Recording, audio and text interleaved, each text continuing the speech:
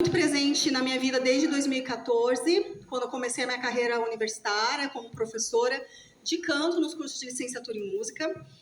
E foi uma reflexão importante porque a minha formação, ela não me preparou para isso, para pensar a técnica vocal num contexto de educação musical, num contexto fora da performance, né? As graduações, os bacharelados em canto, são muito voltados para formar um cantor e não necessariamente um professor de canto.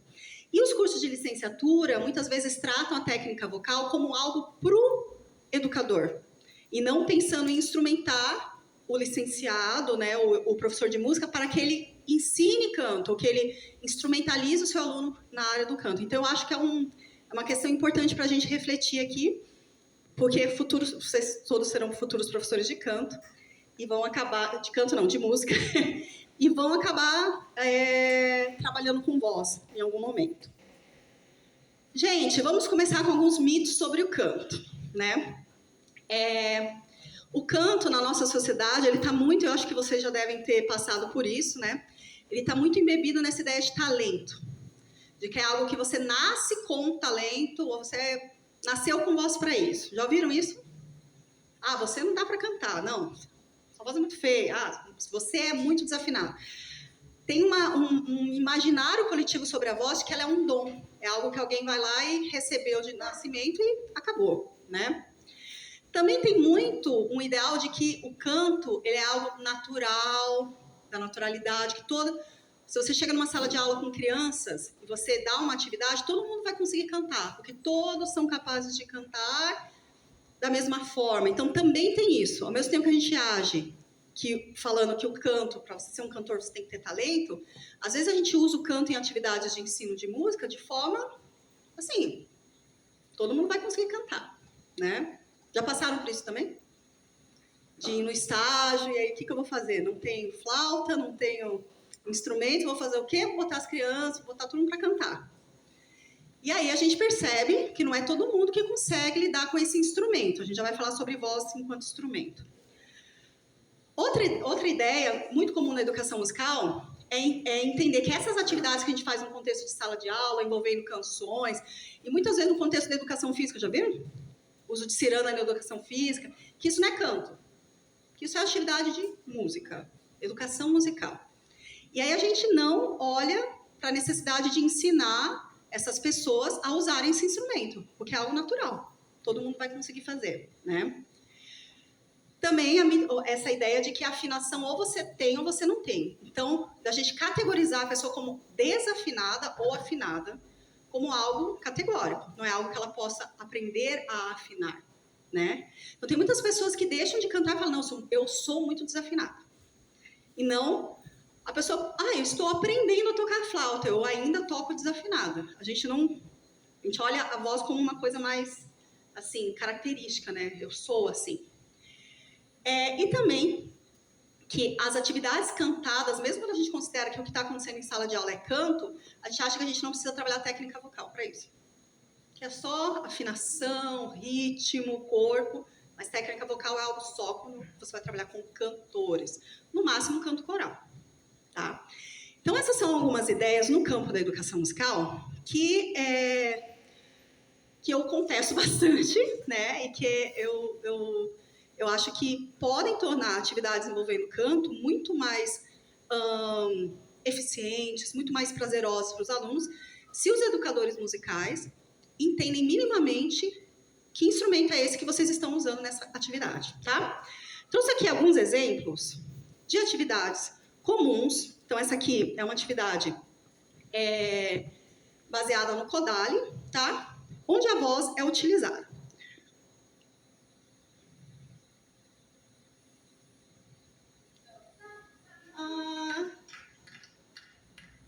Não vai dar para ouvir, né? Como é que faz? Peraí, gente. Problemas técnicos.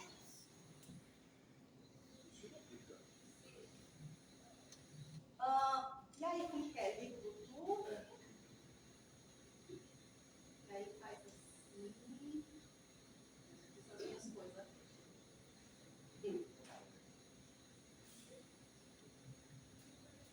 Porque teve um dia na oficina. Lore, Provers.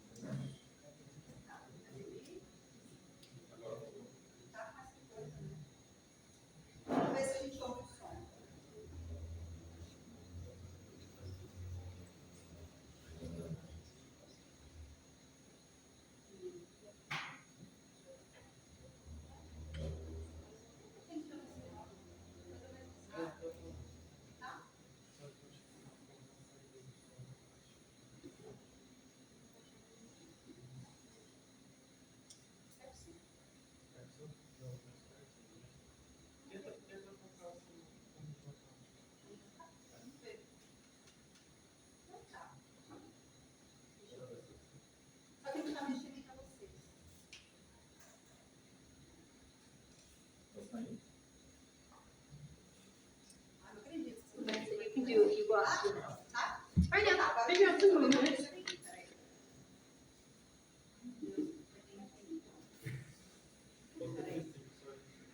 Olá! A aula de hoje será sobre os músculos intrínsecos da laringe. Vocês poderão acompanhar no texto de apoio, que consiste as páginas 7 a 12 do livro Voz, o livro do Este... Que isso? O que tá rolando aqui, gente? Ninguém sabe que tô na caixa não, né? Pois é, parece minha voz, né? Ah, não, tá rolando aqui. Eu acho que é do meu sim. Começou a rodar um vídeo do YouTube no meio da...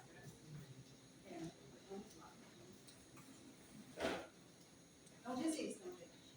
Fiquem comigo. Aí. Agora, a gente... Tá, eu tô com medo de apertar ali de novo, porque ele vai falar no modo bizarro. Olha lá, olha aí, vai passar. Mas eu acho que ele vai passar o...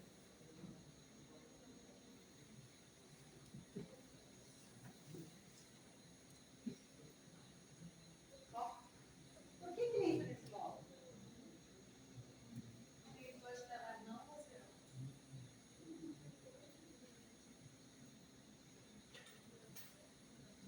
Aê! Agora vamos revisar aqui. Enfim, eu trouxe umas coisinhas para ilustrar, mas vocês são professores, vocês sabem das atividades que a gente usa em sala de aula. Vamos ver. Então, a gente tem diversas pedagogias de ensino de música que vão ter a voz como base, né, de atividades. Então, aqui é um exemplo de uma atividade baseada em Kodály. Não está saindo som, né? Ai, que ótimo. E não está sendo som em lugar nenhum agora, né? Então, eu vou imitar, ó. Lá. Eu vou dublar. Peraí. Ah, tá sem som aqui, ó, que bonito. Por que tá sem som, cara? Que ridículo isso. Peraí. Ó, vamos ver agora.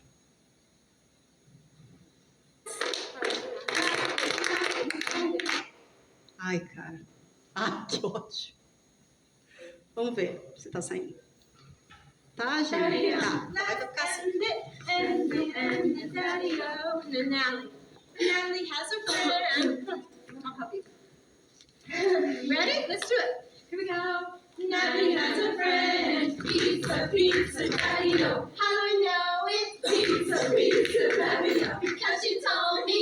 Pizza, pizza, daddy-o. Uma atividade básica de educação musical, tá trabalhando ritmo, afinação. Precisaria de preparação vocal para uma atividade como essa? O que vocês acham? Bom para vocês como? Vocês fariam um aquecimento para fazer uma atividade como essa? 50s girls playing it on a school. Normalmente não, tá? Cantores talvez sim. Really? Vamos para outra atividade.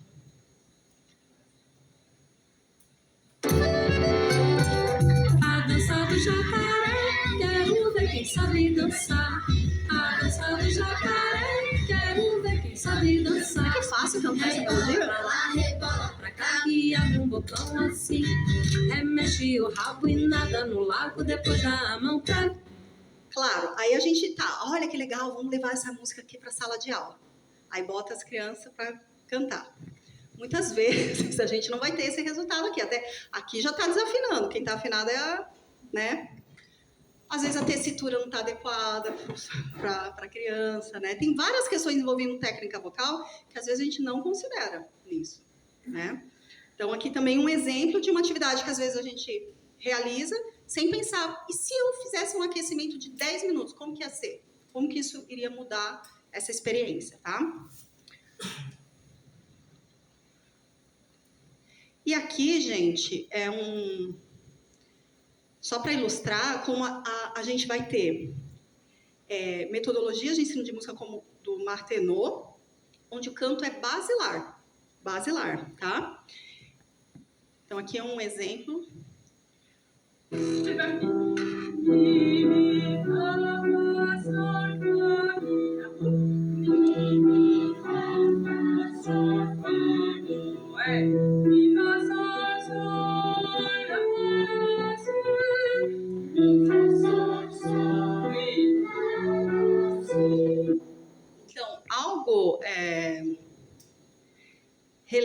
interessante nesse contexto, deixa eu só ver isso, é que a voz, ela é considerada como uma peça central em diversas pedagogias de ensino de música, Martenot, Kodály, Dalcroze, né?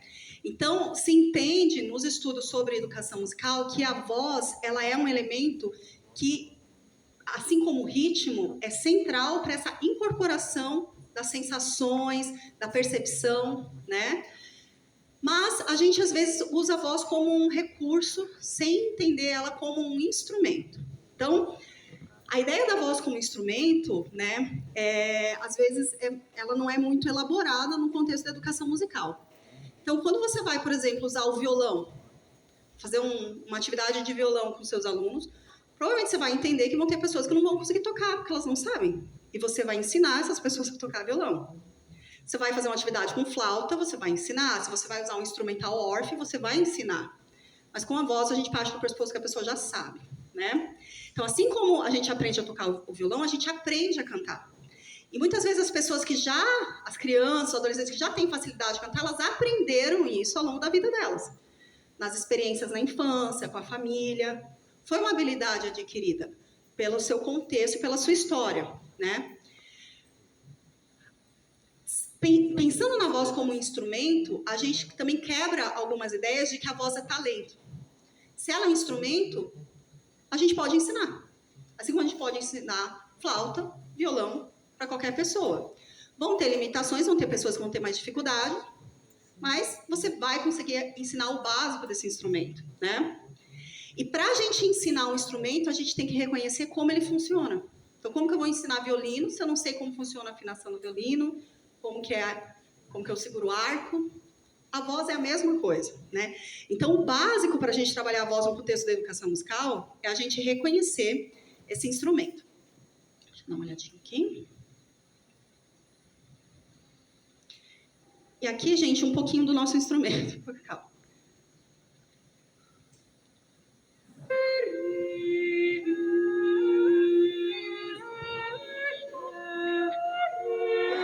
A gente teve um coral agora há pouco que cantou, né?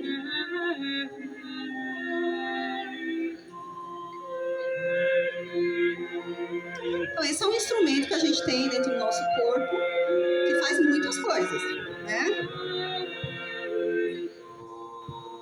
Mas não é porque ele faz parte do nosso corpo que a gente não precisa aprender a manejar isso, tá? Então, eu convido vocês, né, a começar a enxergar a voz e o canto como um instrumento, assim como qualquer outro instrumento musical. E que, para que a gente ensine e use esse instrumento em contexto de educação musical, a gente tem que conhecer o mínimo dele, né? Porque isso vai fazer com que os nossos alunos tenham experiências mais satisfatórias e aprendam música melhor. É muito frustrante, gente, você ser colocado numa atividade em que você não se sente à vontade. Que você sente que a voz está... né? Então, pega um menino que está em muda vocal e ele tem que se expor numa sala de aula. Cantar, por exemplo, com um instrumento que não está funcionando naquele momento, né? Então, essa sensibilidade é algo que, assim, quando a gente olha a voz como algo único, algo que se aprende, a gente começa a mudar um pouco o manejo disso também em sala de aula. Gente, o ensino do canto, por muito tempo, ele foi baseado na tradição do canto clássico, do canto lírico, né? Que foi sendo construído desde a Idade Média, né? Num modelo mestre-aprendiz, num modelo artesanal, em que o professor ensina para o seu aluno aquilo que deu certo para ele, né? E isso vai configurar o que a gente chama as tradições de ensino de canto. Então, aqui é um exemplo de um tratado, né, do Tosi. E a gente vai ter a escola do bel canto, principalmente, que vai se construir após o nascimento da ópera na Itália, como um modelo vocal e como uma forma de ensinar canto também, que veio até os dias de hoje, né? A gente tem essa escola de canto lírico. O que vai acontecer?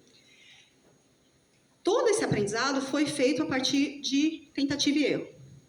Então, vão ter professores que vão entender que você tem que cantar, que nem a gente falou na oficina hoje, com a barriga para fora. Vai ter professor que vai falar que você tem que cantar comigo assim. E aí, vão começar a criar escolas que são pautadas na percepção de mestres específicos. Então, o ensino do canto, ele ficou por muito tempo dessa forma. Não sei se vocês já vivenciaram Nos outros instrumentos também é assim um pouco, né? Tipo, de ter os mestres e as suas linhas de ensino, né? E o que vai acontecer é que a partir do século XX, principalmente quando a música clássica, ela perde um pouco esse lugar de ser a música mais consumida, e ela perde espaço para a música mainstream, para a música popular, começa a ter uma mudança na forma de olhar o canto, né? Esse é um período importante que o Venar, que é um pedagogo vocal, ele vai falar o seguinte, que venerar a imagem ao invés da realidade é idolatria. E, no entanto, na nossa profissão, há muitos desses adoradores. Essa coisa de ficar seguindo o que o professor fala e ficar brigando que o que o meu professor fala é verdade, não sei o quê. O ensino do canto, ele vai ter muito essa característica. Em qualquer lugar que você vai ter essas briguinhas, porque essa ideia de que o que o meu professor acha é mais verdadeiro do que o que o outro professor não acha. E aí, a ciência da voz, ela vai trazer uma outra perspectiva. A gente parte de um lugar comum. O que acontece com o aparelho vocal? E daqui a gente vai entender como ensinar canto, e não o que o professor X ou Y acha, né? Então, isso vai ser um movimento importante. Eu vou mostrar para vocês uma aula de canto do começo do século XX, tá? Pra vocês verem que não mudou muita coisa, né? Mas num modelo bem tradicional.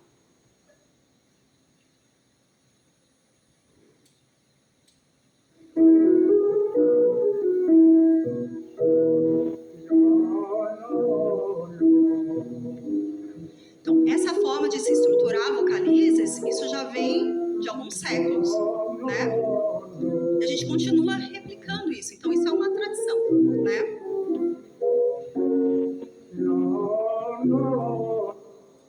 E aí, essa forma de ensinar canto, oh meu Deus, ela vai ter uma mudança importante, como eu disse, na década de 50, 60, quando nossa, tá bem horrível de ler, né? Desculpa, gente. Ah, não, senão o pessoal vai dormir. Tá bom assim? Só essa. Ah, então tá bom. Então, a música popular, ela vai ter um movimento bem importante de que essa forma de ensinar canto não estava dando conta das demandas do jazz, do teatro musical, né? Dos gêneros que começam a nascer e começa a ter uma demanda profissional. Porque não quer dizer que o canto popular nunca existiu, né? A gente vai ter as cabaret songs, a gente vai ter todo um contexto de música popular, de vocalidades tradicionais, mas quando isso vira profissão e você precisa cantar por uma semana, 3, 5 vezes numa noite, você começa a demandar algo que é o que a gente chama de técnica, né? Então, vai ter um movimento muito interdisciplinar nesse período, onde a medicina, a fonoaudiologia vão começar a estudar a voz, e aí vai ter um boom das ciências da voz, né? Pensando em atender outras estéticas de canto além do canto lírico. O empirismo, essa coisa da tentativa e erro, e as tradições já não dão conta. É muito engraçado porque eu vou falar sexta-feira na palestra que eu vou falar sobre o Tratado de Canto do Maffei, de 1562, que tinha uma tradição de canto no Renascimento, e quando nasce a ópera, é outro tipo de canto. Então eles não sabiam. E aí começa uma tentativa e erro de tentar dar conta desse canto dramático, porque a forma de cantar antes era muito diferente, e aqui é um momento parecido, né? E aí, o que vai acontecer? Como essa demanda vai acontecer muito em solo americano, vão começar a nascer métodos de ensino de canto voltados para a música popular, principalmente para o teatro musical, e para uma técnica muito específica chamada belting. Vocês já ouviram falar? Que é o que a gente hoje ouve na música pop. Então, Whitney Houston, por exemplo, é uma vocalidade muito próxima de um belting. Quando você ouve a Frozen, Let It Go, é um belting, né? Essa música, né?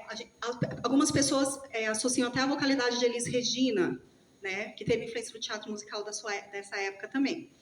Então, essa vocalidade que é bem distante do canto lírico, isso vai tomando conta, né? E aí vão ter métodos criados em solo americano para ensinar esses cantores que tinham, porque o teatro musical na Broadway vai ter uma demanda tipo ópera. Então, eles cantavam de segunda a sexta, 2 horas por noite, e as vozes começam a quebrar, porque as pessoas, elas faziam aula de quê? De canto lírico. E as tradições de canto lírico não davam conta dessas demandas. Então, começam a ter problemas vocais e vão nascer métodos de canto franqueados. O que é um método de canto franqueado? Você cria uma técnica, você cobra para ensinar essa técnica para outros professores, e aí esse professor está habilitado a ensinar essa técnica de canto. Então, a gente vai ter um modelo americano de ensino de canto voltado para a música pop, que é o Speech Level Singing, Somatic Voice Work, etc., que é um comércio. Então, o ensino do canto, ali pelos anos 90, começo dos anos 2000 vira um grande comércio nos Estados Unidos. Isso vai estar chegando no Brasil. Se vocês entrarem no YouTube e digitarem lá, aprenda a cantar em 10 dias, vocês já vão começar a ver como que é esse contexto na atualidade, tá? E uma figura muito importante para isso, gente, foi esse cantor aqui, não sei se vocês conhecem ele. E essa aqui é uma aula de canto que ele está fazendo no telefone com Seth Riggs. Seth Riggs foi o professor do Michael Jackson e foi por conta da demanda profissional do Michael Jackson que ele falou, eu vou ter que criar uma outra técnica para dar conta desse cantor. E aí nasce o Somatic Voice Work, que vai ser a primeira técnica franqueada. Existe até hoje, tem um centro de formação nos Estados Unidos. A gente tem a galera do Full Voice no Brasil que ensina essa técnica. Voltada para uma estética que não é o lírico, mas olha como tem influência da tradição também.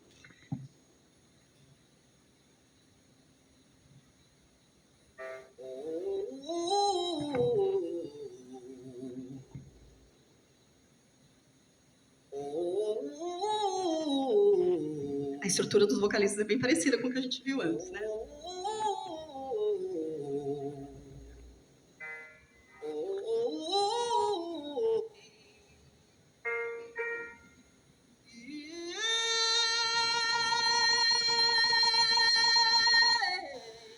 Se vocês puderem, eu vou deixar esse link para vocês, mas ouçam algo que vocês vão ver que ele parte de um esquema muito próximo do canto lírico, mas ele vai ver as demandas do Michael Jackson. Então, os agudos, passagem para voz de cabeça, que é algo que no lírico quase não se trabalha com tenores, por exemplo, né?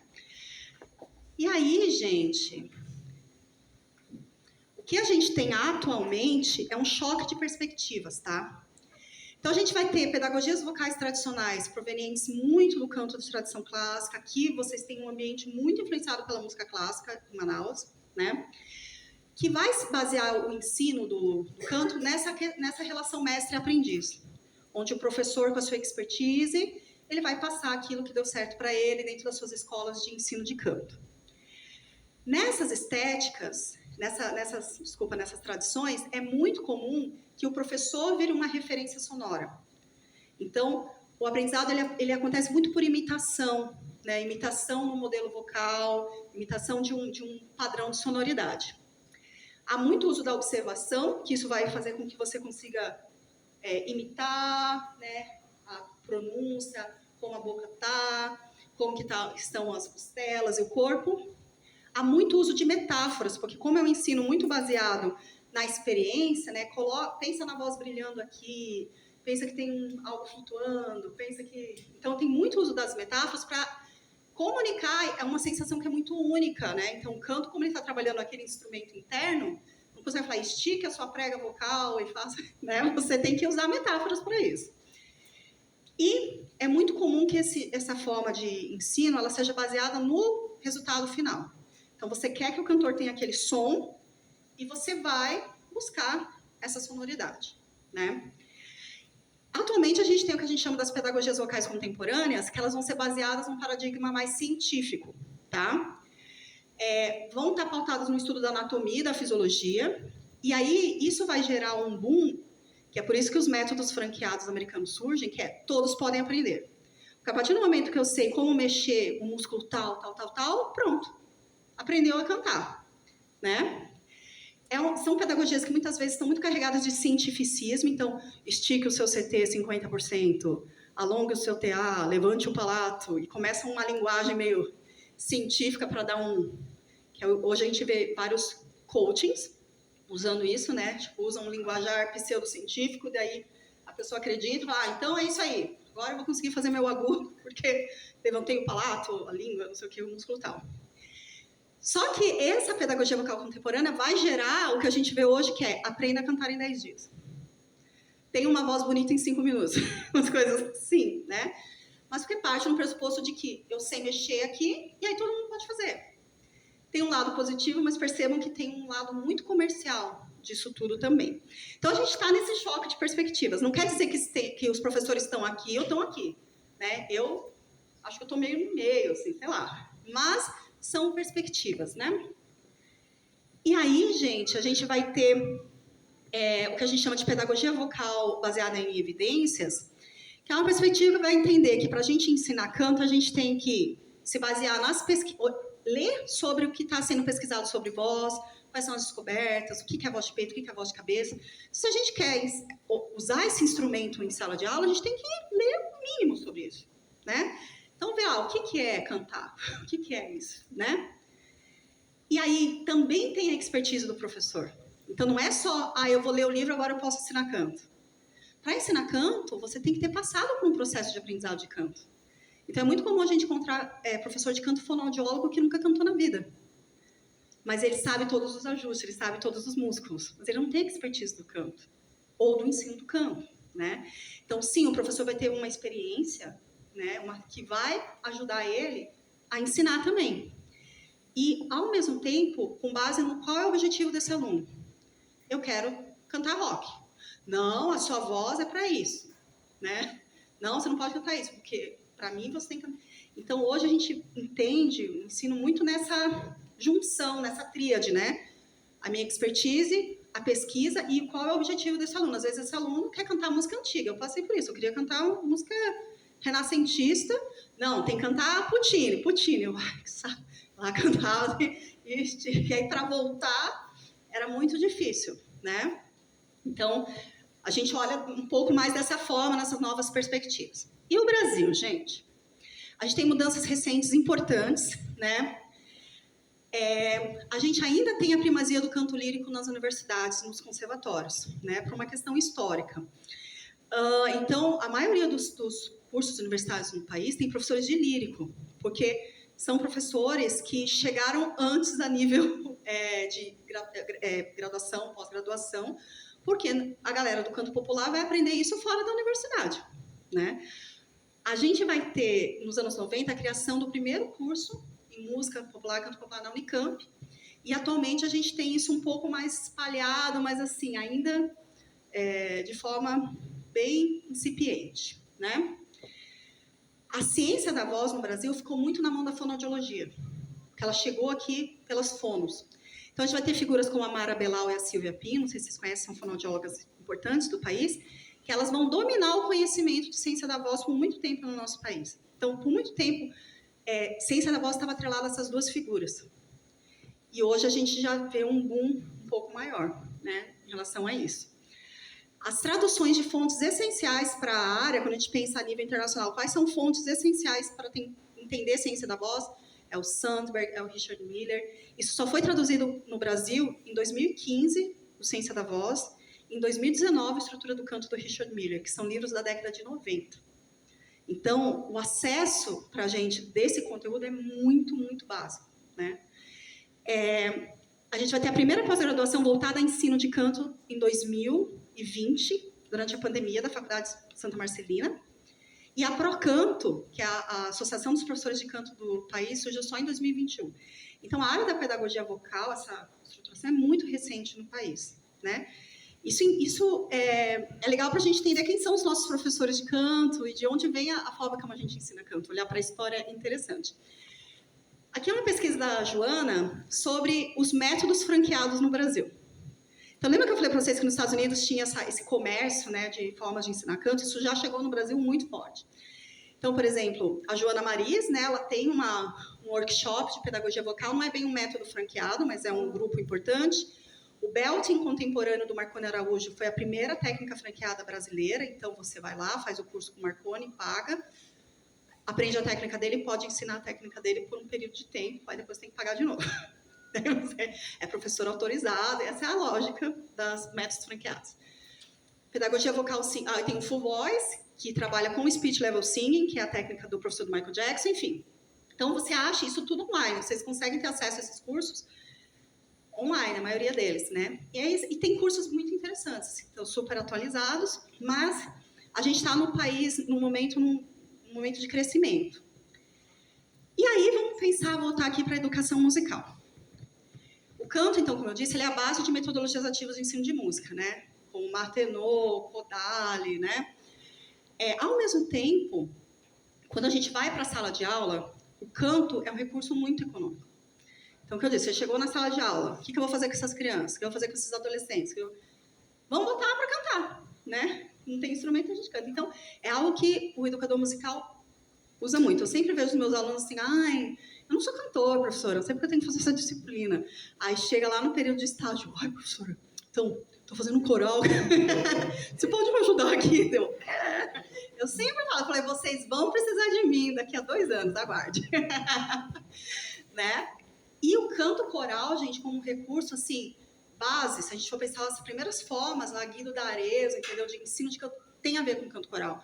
Então, o canto coral é um recurso riquíssimo de educação musical, riquíssimo, né? Desenvolvimento de ouvido harmônico, enfim. Então, assim, né, o canto ele é algo importantíssimo, eu considero essencial.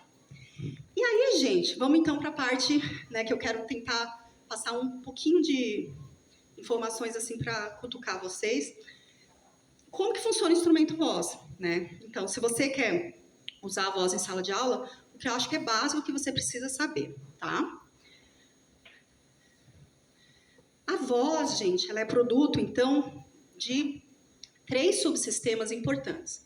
O primeiro é o respiratório, tá?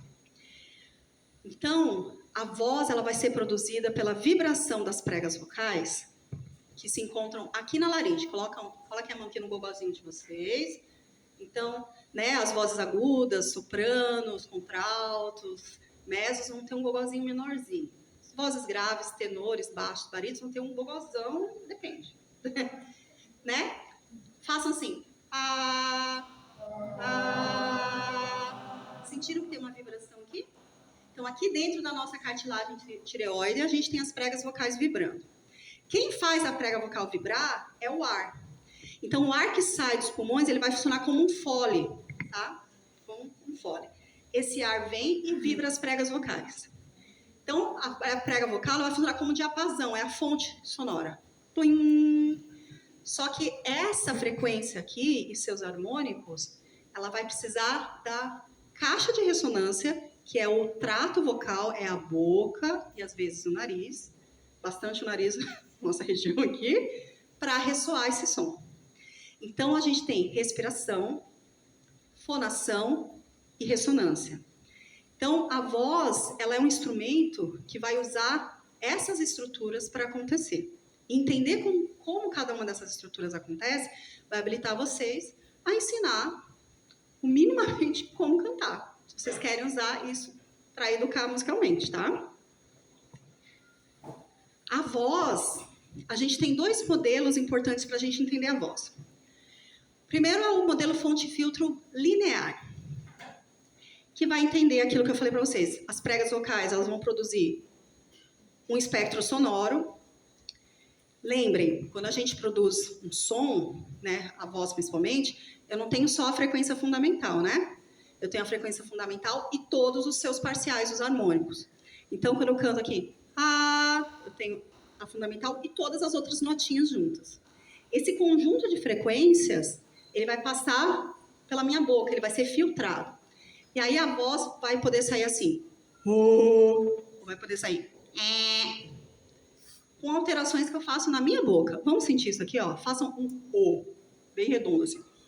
O. Agora botem a língua para fora e façam assim. O que aconteceu com a sonoridade da gente aqui? A primeira ficou mais escura. A segunda ficou mais brilhante. Eu mudei a característica desses harmônicos, né? Então, com o filtro, o primeiro som ficou com mais harmônicos graves e o segundo ficou com mais harmônicos agudos, iluminados, né? Então, a gente entendeu por muito tempo a voz como isso aqui, ó. Vibrou e radiou. O que vai acontecer? Atualmente, a gente entende que o que acontece acima da boca influencia também na vibração das pregas vocais. Então, se eu faço isso aqui, ó, faço isso. Eu fechei o caminho da saída do som. Isso vai influenciar a forma como a minha prega vocal vibra.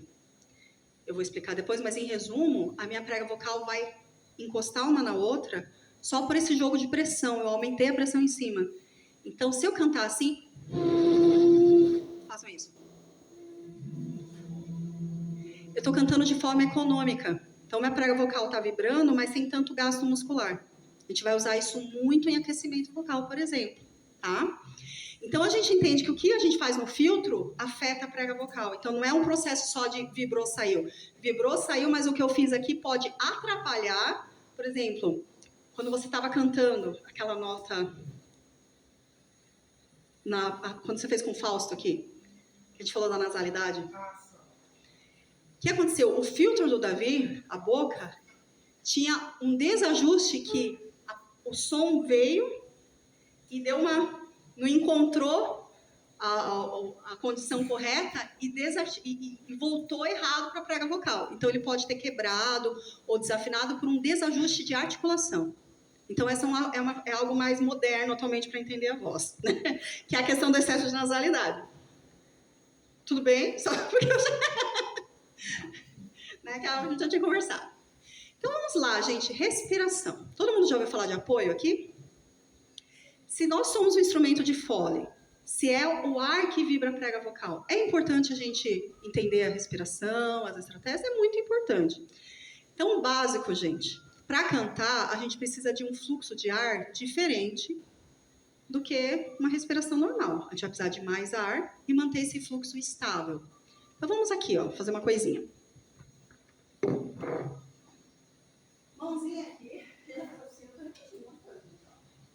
Então, o nosso diafragma, ele é um músculo que se localiza aqui logo abaixo das nossas costelas. Então, localizem as costelas de vocês. Vamos colocar a mãozinha aqui embaixo. O que vai acontecer? Quando a gente respira, o diafragma estica, ó. Inspirou. Quando o diafragma relaxa de novo, ele expulsa o ar para fora. Então, o diafragma ele é tipo uma molinha, assim, ó. Ele estica, abriu espaço, o ar entrou. Relaxou, vai sair. Para cantar, eu posso fazer assim, ó. Olê, mulher. Rendeira. Olê. Não, né? Vou ter que... Olê, mulher. Rendeira. Olê, mulher. Rendeira. Entendeu? Então, vamos tentar fazer isso, ó. Abriu. Olê, mulher. Rendeira. Olê, mulher. Então, a gente manter um fluxo de ar. Então, isso que nós falamos sobre? Sabe, né? Você não tem que fazer o que quer. Só que o fluxo de ar que a gente precisa para vibrar a prega vocal não é tão forte como alguns instrumentos de sopro. Então, o que a gente faz? Basicamente, a gente mantém as costelas abertinhas e mantém esse fluxo constante. Uma respiração que não é adequada é essa respiração alta aqui, ó. É muito curta.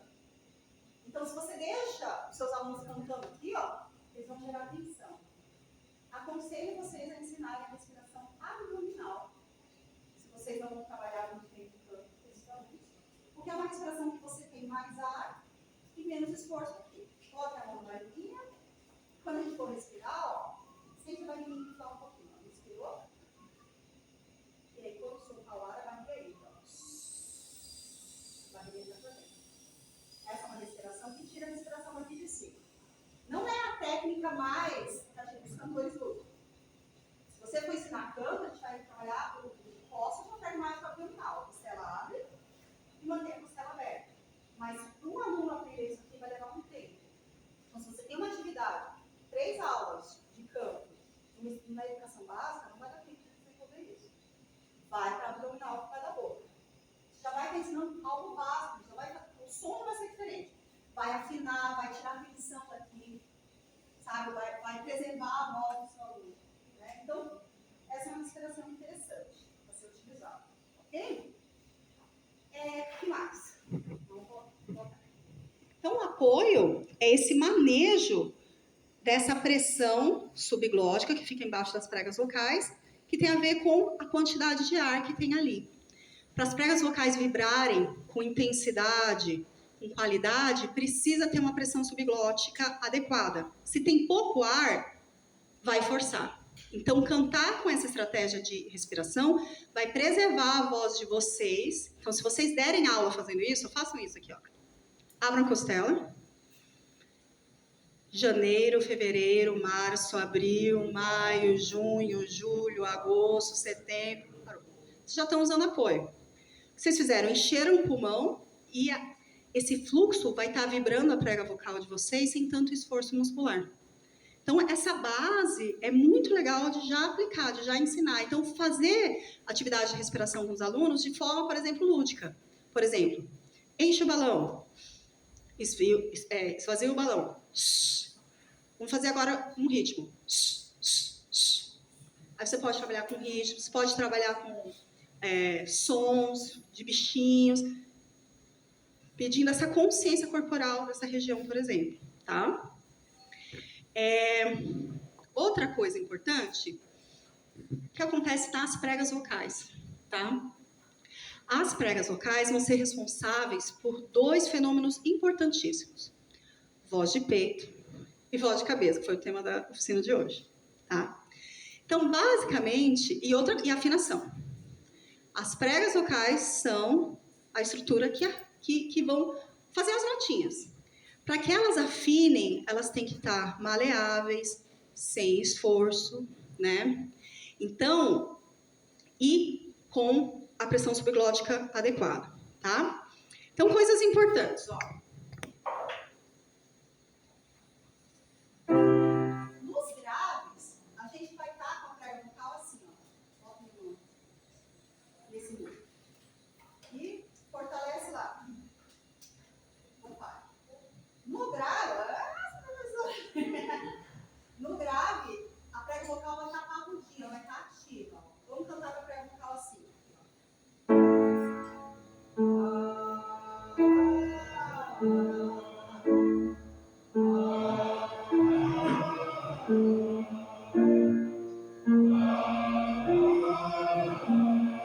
Percebendo que o som está mais denso, tem é o que a gente chama de voz de peito. Então, gente, voz de peito, a voz não está no peito. A gente sente ela vibrando aqui. Mas, opa, abriu um botão. Mas, basicamente, a voz de peito, a prega vocal está aguda. Ela está vibrando dessa forma assim. Quando a gente muda de registro, ela solta a musculatura. E a prega vocal fica assim. E a gente vai fazer... Faça essa vozinha. Foi mais fácil. Isso a gente chama de voz de cabeça. A voz está na cabeça? Não, ela está na garganta. Mas são metáforas que nasceram na Idade Média, que a gente usa até hoje, e é fácil de comunicar. Podem usar, mas saibam que a diferença é na prega vocal. Esse mecanismo, a voz de cabeça, é como um agudo, tá? Então, a região aguda, por exemplo, mulheres. Vou usar tá? Mulheres, faça aqui, ó. Lembrou?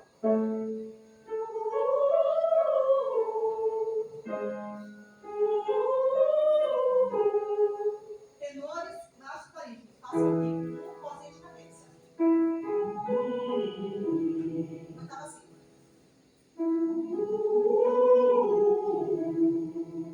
Voz de cabeça ou falsete.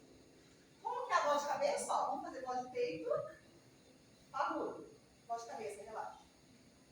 Então, a prega vocal, ela solta, tá? A prega vocal. Vai ter mais facilidade no agudo. O que acontece? A nível de, se você quer exercitar, basicamente, quer preparar essa prega vocal para cantar, é importante que você passe por esses registros, tá? Que você use isso no seu coro, principalmente a voz de cabeça. Façam isso. Você está ensinando para cantar isso aqui.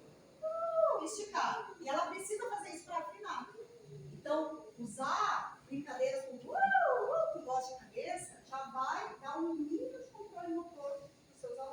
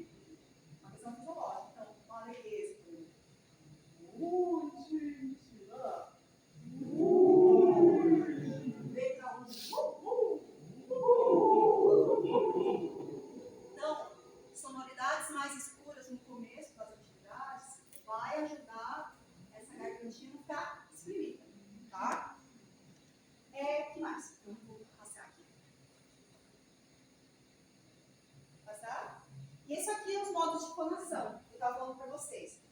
Então, aquela voz na garganta é isso aqui, ó. É a treva vocal bem apertada e muita tensão externa. Aqui são os níveis do quanto a treva vocal fica fechada. Ela tem a soprosa, ó. Oi, tudo bem? Oi, tudo bem? Tá passando ar aqui. Não é legal deixar a criança cantar assim, mas atenção. Tá demais, percebe? Tá demais? Agora as crianças vão cantar assim. Tem mais linha. Sempre vai ter sonoridade na voz da criança, porque a treva vocal tem desenvolvimento. Então não façam as crianças vocês cantar olé! Elas vão estar fazendo aquilo ali o último. Então tem essa. E quando tem ar, quer dizer que a treva vocal não está tão fechada. Mas se está com muito brilho, está fechada demais. Então equilibre. Não dá para esperar uma sonoridade forte de crianças, que elas não estão tendo um vocal bom.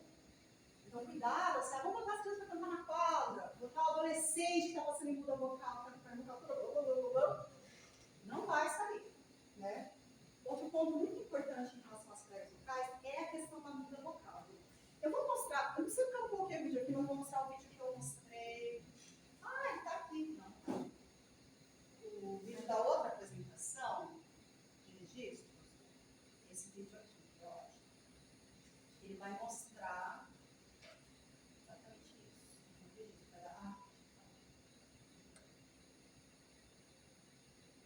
Então aqui a gente vai ter a treva vocal indo do grave ao agudo. E ela vai fazer aquela mudança que eu falei para vocês, que a treva vocal está parruda, depois ela relaxa. Então olha no grave como ela está vibrando, ó. Aí no meio acontece uma coisa ali, ó. E aí mudou. Isso, gente, foi uma passagem de voz de peito para voz de cabeça. Isso é uma treva vocal. Agora, olha, câmera lenta, olhem lá. Perceba como o grave, a prega vocal está mais solta, ela está com bastante mucosa, e aí vai ter um momento, ó, desequilibrou. Aquilo, gente, é a quebra. O adolescente está passando por isso há muito, todo momento. E aí foi para a voz de cabeça. Olha como muda o alongamento da prega vocal, vocês percebem essa diferença?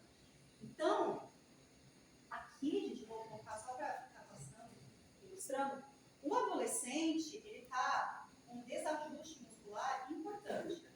A prega vocal, às vezes, cresceu 1 centímetro em 2 meses. A prega vocal, e aí ela está toda hora fazendo isso aqui. Ela não consegue. Então, é muito comum que o adolescente pare de cantar, e ele não queira cantar nessa idade, né? Lá pelos 12, até os 14, 15 anos. Então, quando vocês forem ali, o oitavo, nono ano, isso vai estar acontecendo no vocal. E tem que ter muito cuidado quando vocês forem trabalhar canção, canto. Tem que adaptar o repertório. Tem que ensinar essas vozes a produzirem esses novos sons. Porque acontece que ele tinha uma voz assim, ele fala, e fica assim, né? Essa quebra constante. Então, trabalhar alongamentos, vocalidade, relaxamento de laringe ajuda muito nessa etapa. Porque eles vão tender a levantar. E adaptar, por exemplo, a gente no Pibit, a gente tinha um coral, que era um coral que no escola, o que é que é do Pibit? Era um coral na escola, eles fizeram camisetinhas, eu cantei a abertura de comércio local, super orgulhosos. Assim. Aí, passou o ano, né, saiu todos os meninos, só meninos. O que aconteceu? Muda vocal. Aí os alunos foram conversar com os meninos. Você não vai cantar não, morro de vergonha, eu abro a boca, não sei o quê. Eles pegaram esses meninos, fizeram uma oficina de campo, né? Estão trabalhando, respiração, tal, e fizeram uma análise da tessitura. Eles conseguiram fazer 3 notas. 3 notas no máximo. E aí eles montaram, fizeram uma banda que os meninos faziam um baixo assinado. Assim, 3 notas na música inteira, faziam beatbox, faziam, né? E eles voltaram pro corpo, né? Então, quando a gente lida com essa idade, com esse período, a prega vocal está desajustada e você tem que adaptar. Como começa a estabilizar? Depende muito do tipo de voz. Eu pego a galera na universidade com 19 anos para mudando para uma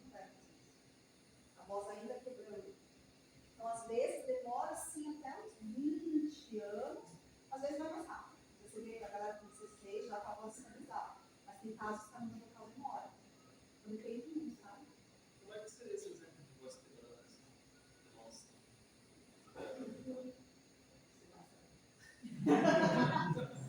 Vai saber. É tipo.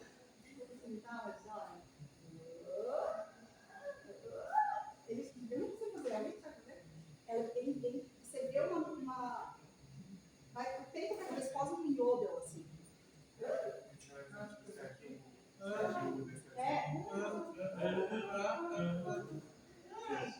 Eu posso mandar para vocês, eu tenho um caso da Silvia Pinho, que é a nossa fonoaudióloga mais, que é um menino que tinha uma muda vocal incompleta. Ele tinha 25 anos, ele falava como se tivesse uma muda vocal. E daí ele ficava quebrando o dia inteiro. E ela faz tratamento, então, se você comprar muda vocal, fonoaudiologia, você vai achar. Isso sim. Quando a muda vocal é incompleta, porque o que é importante mostrar para os adolescentes é que isso é normal que vai passar. Porque eles ficam assim, muito bom. Ainda mais o adolescente que cantava na igreja, que era menino cantor, peguem lá como é o Jota, agora é uma mulher, Jota, ia no Galdinho, cantava na linguados, aí chegou na muda vocal, foi, sofreu muito. Então, porque daí tinha que continuar cantando, uma coisa comercial, e aí agora sim que eles descobriram novamente. Mas é um período muito doloroso, assim. E aí mostrar, a gente fez um projeto no ano passado que eu fiz uma oficina com uma galera que está aprendendo vocal. Mostrei a Laringe, mostrei o antes e depois. Com sua voz pode ficar aqui. Mas você acha que eu vou virar tenor? Você acha que eu vou virar barítono? Eles ficavam super ansiosos. Eu não queria mudar para ficar com o tenor. Então é muito legal, assim, essa educação para eles, né? Mas no manejo, em sala de aula, ouvir o que eles conseguem fazer naquele momento. Às vezes é um não. Deixa a pessoa fazer uma nota só. É um samba de uma nota só e várias outras possibilidades. Outro ponto relevante, isso aqui, vou voltar para o nosso slide, é a questão da ressonância, tá? Então, gente, quando a gente fala de ressonância, é um fenômeno de amplificação do som no trato vocal. Ele não é lugar nem colocação do som, como você. Oi. O processo de ressonância, gente, nada mais é do que um espectro sonoro que vai ser irradiado pela boca. A gente vai sentir em lugares diferentes.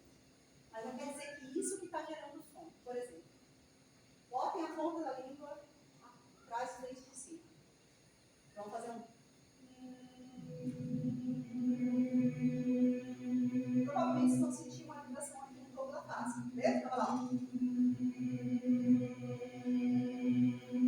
Agora a gente vai fazer a linha real. Fecha a boca. Sentiram vibrar diferente? Aqui, né? Muitas pessoas podem sentir outra coisa. Mas, o que fez a gente sentir essa mudança de vibração é a articulação, é o posicionamento da língua. Eu mudei o formato do meu trato vocal. Quando eu faço um U, quando eu faço um A, eu vou sentir lugares diferentes. Então, a ressonância, ela tem a ver com como você articula. Mas na técnica vocal, a gente usa assim a metáfora de colocação de voz. O que é importante para vocês? Vocês saberem que não é o que gera o fenômeno. Quer dizer que a pessoa está colocando a voz aqui. A voz está saindo pela boca. Mas você pode usar isso como metáfora. Eu gosto muito de usar a metáfora de voz alta. Mas vocês têm que saber que é uma metáfora. Porque se a pessoa falar, professora, eu não estou sentindo nada, tá tudo bem. Não quer dizer que ela não sabe fazer aquilo. Tá? Então, usar o M dos nasais é uma forma legal de trabalhar essa sensação de voz alta. Então, vamos fazer um M de novo. Salto maxilar. Então, presta atenção na articulação dos seus alunos. Como é que está o maxilar? Está assim, ó, vai rolar. E aqui a gente vai encaixar um O, ó. Tenta tirar o N, sair do N e colocar um O.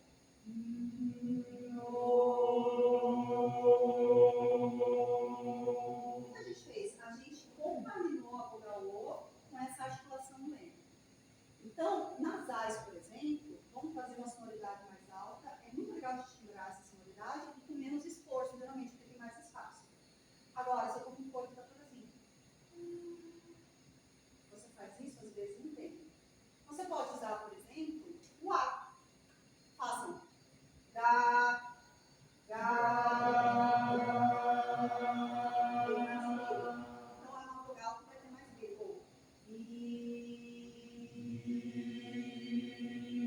minha articulação vai fazer uma característica sonora diferente. O que é legal para vocês perceberem que vogais abertas vão levantar um pouquinho mais a laringe. Então, se o seu corpo está muito apertado, evite usar A. Use O, U. Tá? Se o seu coral está muito coxinho, use o A. Mas, no geral, eu acho que não é esse padrão que vocês encontram, né? Provavelmente vocês vão encontrar uma coisa olé, né? E aí vocês fazem O, U, usem vogais mais arredondadas para equilibrar esse padrão, tá? Enfim, eu vou adiantar aqui porque é muita coisa. Muito importante, gente, de qual voz a gente está falando? A articulação do canto lírico é específica para a estética do canto clássico. Então, se eu quero cantar com uma estética lírica, eu vou ter uma articulação mais vertical.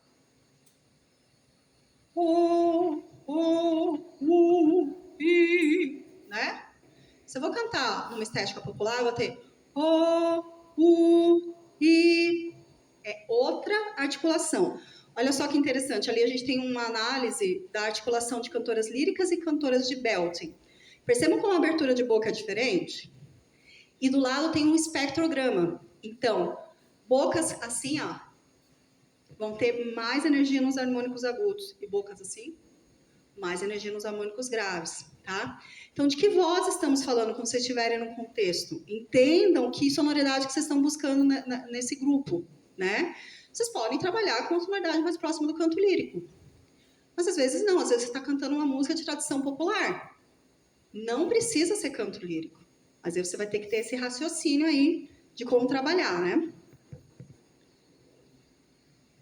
E temos uma diversidade enorme de cantos. Enormes, além do lírico. A gente tem os cantos populares, os tradicionais e o canto comercial contemporâneo, que são esses estilos, o rock, o pop, que é o estilo que os alunos de vocês ouvem, né? Então, entender como que eu posso usar esse repertório de forma saudável. E para isso, gente, a dica que eu tenho para vocês é, pensando em como estruturar brevemente, uma atividade que envolva canto, tá? Obrigada. Pensar, primeiro, aspectos biomecânicos. Tá soando apertado? Tem tensão? Vocês conseguem ver, ó. Tem tensão? Partam desse pressuposto. Vamos tirar a tensão. Então, começar uma atividade fazendo isso aqui, ó. Soltar, né? Aspectos qualitativos. Que som que tá saindo, tá? Lembra da coisa apertada? Voz na garganta. Já percebe que tem aperto. Pensa em soltar também. Busca coisas mais arredondadas, né? Especificidades vocais. Eu estou trabalhando com crianças antes da muda ou no período da muda vocal? Ou eu estou trabalhando com vozes de 60 a mais? Vozes 60 a mais vão ter um vibrato longo, né? Vai ter perda, às vezes, de massa. As vozes masculinas tendem a ficar mais agudas, as vozes masculinas tendem a ficar mais graves. Então, você vai lá e passa um coral de bar. E você quer pedir para esse coro cantar sem vibrato. Não vai dar. Não vai dar. Respeite, né, a especificidade desse coro, desse grupo. Então, olha as especificidades vocais. Eu vou deixar... podem distribuir o meu drive da oficina, todo mundo.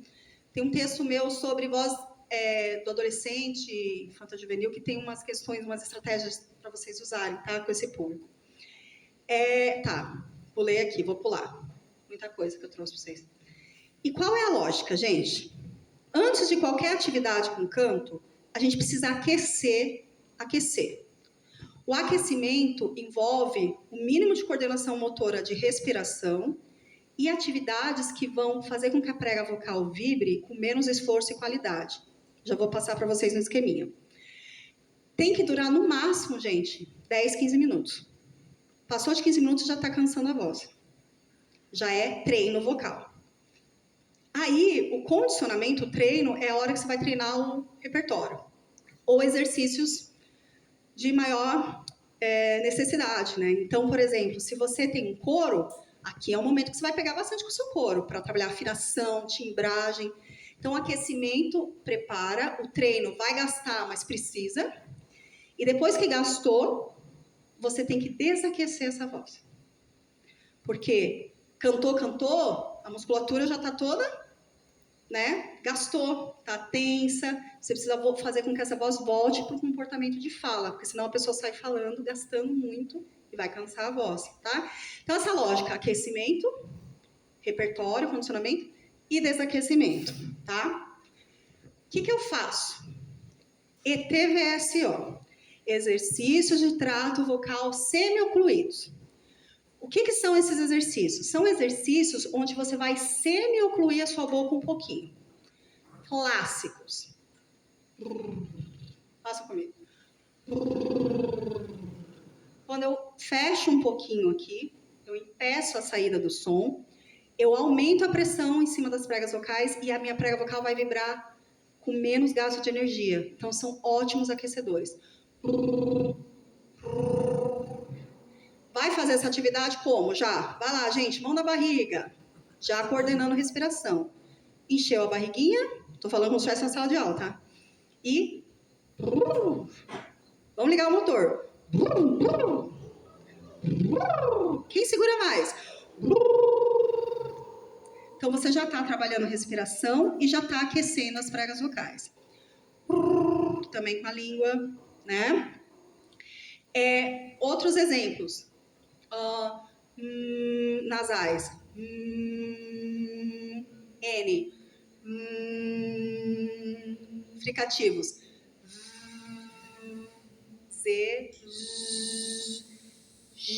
Então, esses exercícios, gente, você pode usar em brincadeiras, mas são vocalizações que vão estar aquecendo a prega vocal. Então, se você gasta 5, 8 minutinhos fazendo isso, as vozes já vão estar funcionando muito melhor antes da atividade. Então, por exemplo, ó, básico. Vai lá. Coordena a respiração, usa a barriguinha. Então, já ensina a barriguinha, né? Vamos fazer agora com N.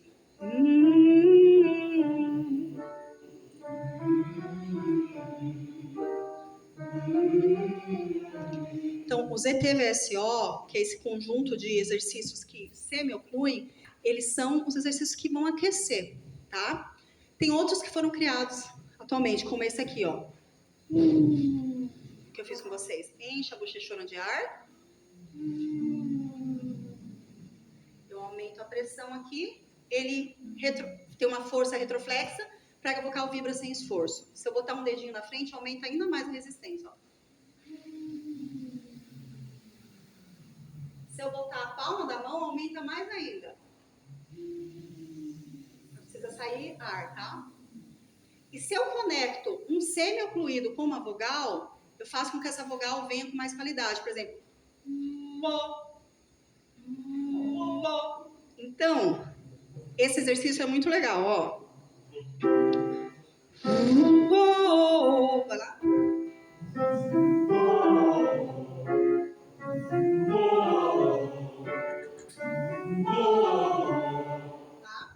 Então, você vai saindo desses exercícios semi-ocluídos para vogais fechadas primeiro. Use U, use O, e aí depois vai para o I e por último o A. Então, priorizem vogais mais fechadas e terminem as vogais abertas no final. Porque as vogais fechadas, lembra que eu falei que elas vão ter mais espaço, vai sobrecarregar menos, abaixa mais a laringe, né? Então, se você incluir esses exercícios no comecinho de uma atividade, fazer uma atividade de boas-vindas, fonemas que usem os semi-ocluídos, quando você usar o canto com essa turma, eles já vão estar aquecidos e as vozes vão estar afinando melhor, né?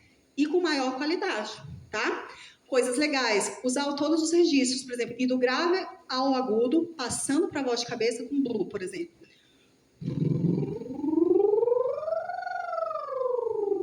Então, você está alongando a prega vocal. Fazer isso com espação é muito legal, ó. Faça uma espação.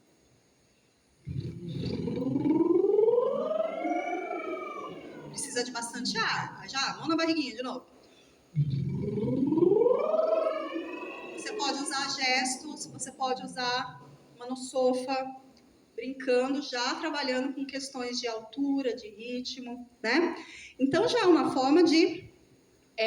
aqui são os ETVSO e o nível de pressão subglótica deles. Então, o M é o que tem menos, é o que menos aquece, o boca que usa. O N, mas os que mais aquecem são os de vibração de língua, de lábio. O V. Esse aqui, ó. Vocês adoram, né? Tudo difícil fazer. Que é o raspberry. E os canudos que vocês, se for no contexto de educação musical, não usem canudos. Mas os canudos na água e tal, são super aquecedores, tá? Mas não usem. Só quem é cantor aí usa porque tem que ter instrução. E aqui eu vou deixar para vocês um trabalho do Corucci, que é um trabalho que é o material de apoio das oficinas, que ele pega cada consoante, ele fala o que isso faz. O que isso faz? Por exemplo, as plosivas, elas reduzem a nasalidade, né? E favorecem o fechamento glótico, então fecha mais a prega vocal. Então, se a turma tem soprosidade, usa pá, bababá, gagagá. O b, ele abaixa a laringe, e é um ETVSO. V, ETVSO. Então, ETVSO são esses exercícios semi-ocluídos que aquecem a prega vocal, que é muito legal fazer antes das atividades. Ficou claro? Exercícios de trato vocal semi-ocluído. E, ó, nasais. Então, é uma tabela muito rica para vocês brincarem. Vocês podem montar atividades diversas que vão estar musicalizando, mas aquecendo esses instrumentos. Beleza, gente? E é isso que eu trouxe para hoje. Obrigada.